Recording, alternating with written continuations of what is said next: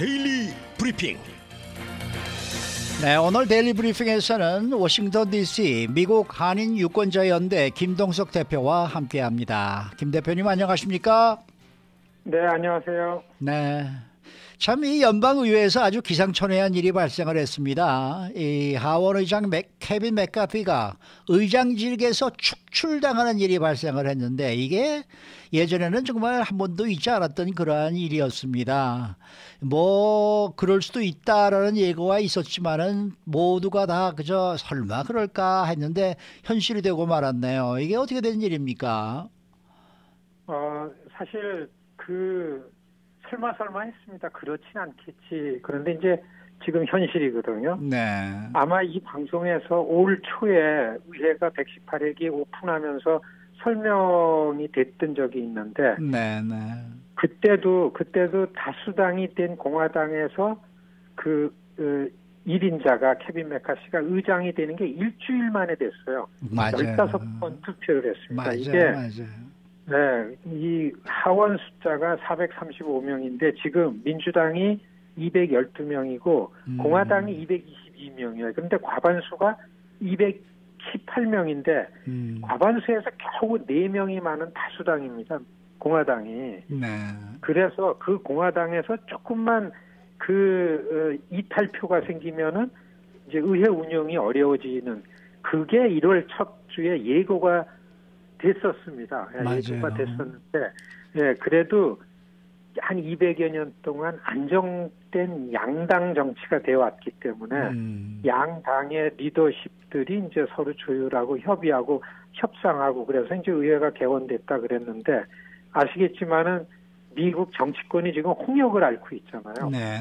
오늘 아침에 이 케빈 메카시가 이 축출된 거에 대한 미국의 오피니언 리더들이 지금 미디어에 의견들이 막 쏟아져 나오고 있는데, 뉴욕타임즈의 그 사설에, 그 대표 사설에 이 워싱턴에 오면은 의사당이 제일 무게 있는 권부입니다. 백악관이 아니고 사실은.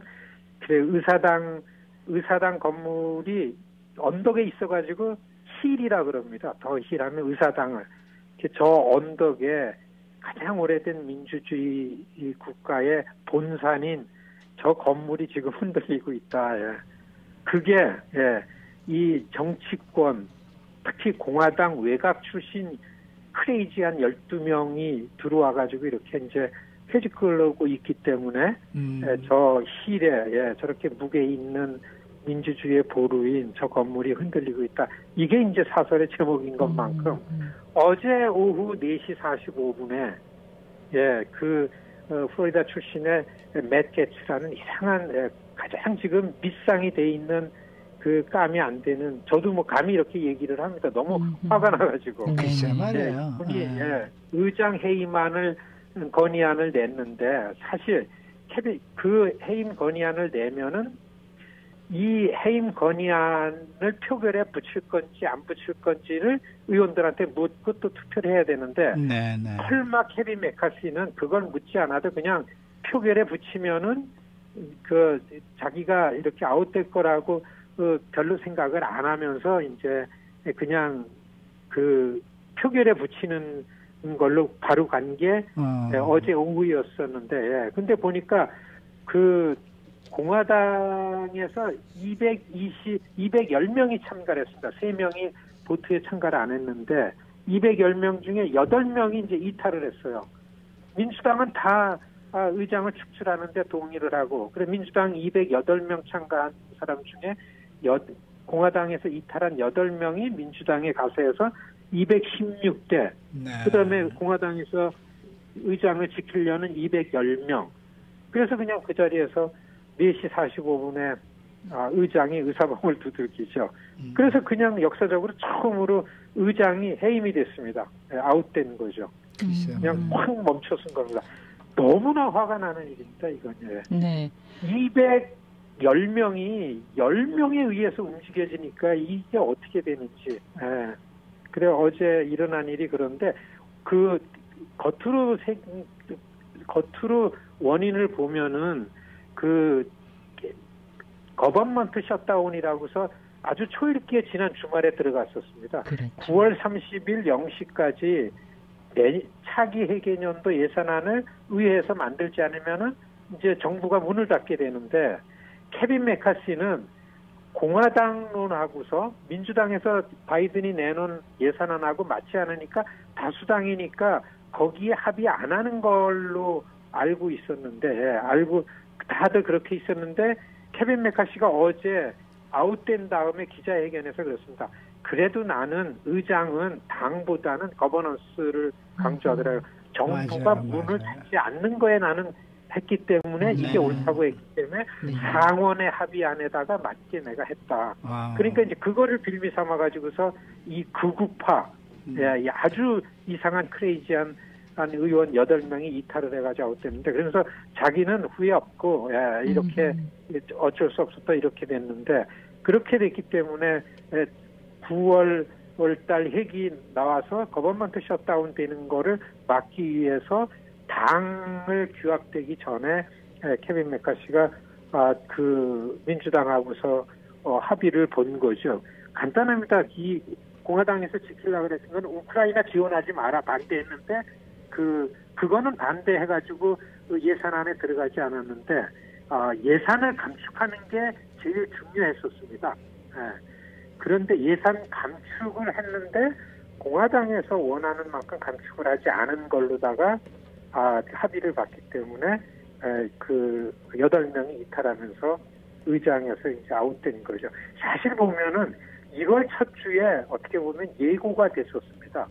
대개 이전의 룰은요, 5명 이상의 의원이 해임 건의안을 내야 그거를 표결에 붙일 건지 아닌지를 의논하는데 1월 달에 이 맷 게츠라든지 아주 트럼프 수하에 있는 의원들이 너 의장 시켜주는 대신에 한 명이라도 의장 해임 건의안이 들어오면은 이거 처리해야 된다라는 거를 그 약속을 받고 해서 계속해서 맷 게츠는 나는 내 말을 안 들으면은 해임 건의안을 내겠다라고 계속 해왔고 사실 지난주 초에는요 너 이 예산안을 민주당 안에 그 합의하지 말라 그러면서 해임 건의안 편지를 이미 만들어서 의회 화장실에서 그게 막 발견됐고 막 이런 일도 있었습니다.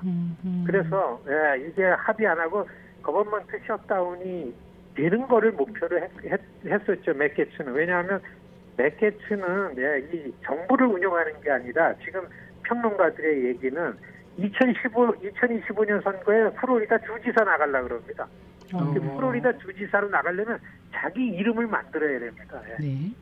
플로리다 주에서 원하는 이런 예산 감축하고 공화당이 원하는데 내가 장렬하게 이렇게 싸우고 있다라는 걸 이름을 막 만드는 데만 꽂혀 있고 어떻게든지 의회가 정부를 잘 운영하는 데에 일은 하나 안중에도 없었다라는 비판의 목소리가 나오고 저는 어떻게 보면 맷 게츠가 공화당에서 그 제명 당할 거라는 생각을 하고 지금 그런 움직임이 되게 많습니다. 네. 그러면은 케빈 메카티 의장은 어떤 사람이고 이렇게 맥없이 무너진 이유는 어디에 있나요? 사실 이거를 큰 눈에서 흐름을 보면은 예. 케빈 메카시뿐만 아니라 케빈 메카시의 공화당 전임이 폴 라이언이라는 의장이 기억날 거예요. 네. 그분도 이런 그 극우파들한테 쫓겨나다시피 해서 그냥 사표를 내고 스스로 나가버리고 말았죠. 그 전에 존 배너라고서 공화당의 그 폴 라이언 전임이 있었습니다. 존 배너도 2010년 이때에 이 공화당 쪽에서 만들어진 티파리라는 우파 세력들, 정신없이 나와가지고 우파 세력들에 의해서 너무 속상한 일을 당하니까 존 배너도 그냥 울면서 사표 내고 말았죠. 결국에는 공화당 내에서 이제 공화당도 젊은 당으로 전통적인 당으로 만들어야 되겠다고 2005년 6년에 나와 있던 3명의 영 컨서버티브라는 의원이 있었는데 그게 3명이 폴 라이언하고 케빈 메카시하고서 에릭 켄터라는 3명의 공화당의 새 지도자가 있었는데 이 사람들이 티파티라고서 전국에서 우파 대중들이 나오니까 이 정치 세력을 이용해가지고 우리가 주도를 해야 되겠다라고 처음에는 이용을 했죠. 그래가지고 다수당이 돼가지고서 오바마 권력하고 이 견제를 하면서 권력을 만들어 왔는데 결국에는 이 극우파 대중들이 나와가지고서 트럼피드를 만들어내가지고 네. 거기에 의해서 스스로 이제 쫓겨난 거다. 지금 정치평론가들은 티파리 우파 대중 무작위 대중들을 정치 권력에 활용하겠다고서 생각했던 영건스 3명의 케빈 메카시하고 폴 라이언하고서 그다음에 에릭 켄터 3사람이 결국에는 이용당해가지고 다 자리에서 쫓겨났다. 케빈 메카시는 굉장히 이 대학생 때서부터 캘리포니아의 젊은 보수주의를 지킬 사람으로 각광받으면서 전국의 조직을 만들어내서 공화당이 오랫동안 아주 장기적으로 정치 권력을 생각하는 굉장히 이 치밀한 분이었었는데 그래서 사실은 지난번에 폴 라이언보다 먼저 의장이 될 수 있었는데 이분이 그 멀리 보면서 탄탄한 기반을 만들려고서 보세요. 케빈 메카시를 지지하고 케빈 메카시가 의장을 해야만 된다라는 의원 숫자가 210명이었습니다. 8명이 아니었었어요. 8명 때문에 쫓겨나고 캘리포니아의 저 공화당 지도자였었잖아요. 우리 영킴 의원이 그 케빈 메카시 의원의 거의 측근이라고 해도 틀리지 않을 정도로 네. 그래서 공화당 내에도 그래도 보수 마이너리티가 필요하다, 여성이 필요하다. 어제 쫓겨나면서 기자회견에 여러분 공화당에 여성이 필요하고 다양성도 필요합니다. 공화당은 정부를 생각해서 우리도 소수계들을 위해서 일하는 것도 해야 됩니다. 내가 지도자였을 때 여성이 얼마큼 늘어났고 소수계들이 얼마나 이런 얘기를 막 하는 걸 보면서 매우 보수주의 정치인 중에 아깝고 안타까운 상황이다. 이런 게 설명드릴 수 있습니다. 네. 어쨌든 뭐 후임 의장은 11일에 지금 선출한다라는 게 지금 나오고 있던데 뭐 짤막하게 누가 가장 유력합니까?